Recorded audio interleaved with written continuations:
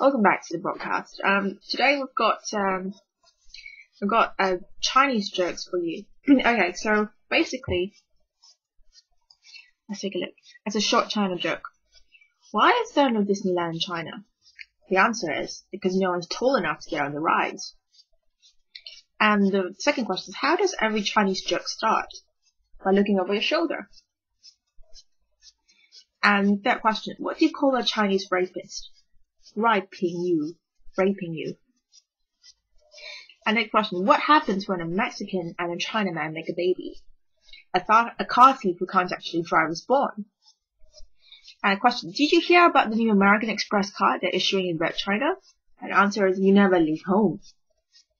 Question, have you heard about the new German Chinese restaurant? Answer, the food is great, but an hour later you're hungry for power. Question, what do you call a drive-by shooting where a Chinese guy gets shot? A cappuccino. How do you blind a Chinese woman? You put a windshield in front of it. What do you call a Chinese dwarf?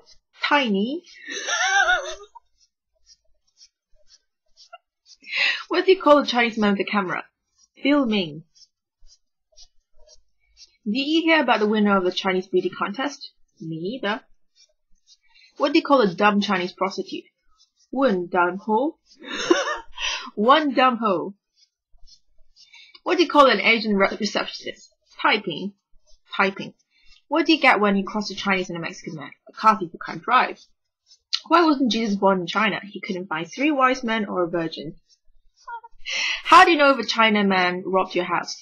Your homework is done, your computer is upgraded, but 2 hours later the fucker is still trying to get back out of your driveway. The scientists say the average size of the male penis has gone down to 5 inches. This just shows how big the Chinese population is getting. Okay, that was a captain joke. Okay, I love captain jokes. I love talking about pilots, especially. An airplane takes off from the airport, okay? Woo! The captain is Jewish and the first officer is Chinese. It's the first time they've flown together, and it's obvious by the silence they don't get along. After 30 minutes, the Jewish captain speaks. Don't mind me, I don't like Chinese. The first officer replies, ooh, no like Chinese? Why is that? The captain says, you bombed Pearl Harbor? That's why I don't like Chinese. And the first officer says, no, Chinese not bomb Pearl Harbor. That's Japanese, not Chinese. And the captain answers, Chinese, Japanese, Vietnamese? It doesn't matter. You're all alike. Another 30 minutes of silence. Finally, the first officer says, no like Jew. I don't like Jew. The captain replies, why not? Why don't you like Jew? And the first officer says, Jews sink Titanic.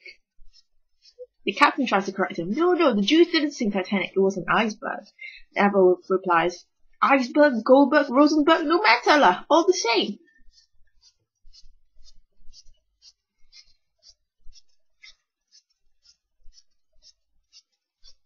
Okay, and this is a joke about bad memory. There lived in a state of tea a man who had a very bad memory. While walking, he would forget to stop. While sleeping, he would forget to rise. His wife was very much worried about this and said to him one day, I've heard that Master I is a very learned man with a clear tongue. He can even bring the dying back to life. Why don't you go and consult him? Good idea, the man agreed.